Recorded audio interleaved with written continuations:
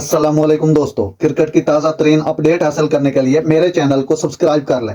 पाकिस्तानियों के लिए बहुत अच्छी खबर लाया हूं। बैटर और बॉलर की वनडे रैंकिंग में नंबर 1 पोजीशन पाकिस्तान के पास। इंटरनेशनल क्रिकेट काउंसिल ने वनडे प्लेयर की रैंकिंग जारी कर दी और अब बैटर के बाद बॉलर भी नंबर 1 पोजीशन पाकिस्तान के पास आ गई है। नई रैंकिंग में पाकिस्तान के fast bowler Shaheen Afridi number 1 bowler बन गए हैं। उनकी रैंकिंग में 7 दर्जे तरक्की हुई है। ऑस्ट्रेलिया के फास्ट बॉलर जोश हेजलवुड पहले से दूसरे नंबर पर आ गए हैं, जबकि भारत के fast bowler Mohammed Siraj ranking में तीसरा नंबर हो गया है। बैटर की रैंकिंग में पाकिस्तान क्रिकेट टीम के कप्तान बाबर का पहला नंबर बरकरार है, जबकि भारत के शुभमन गिल की दूसरी पोजीशन है।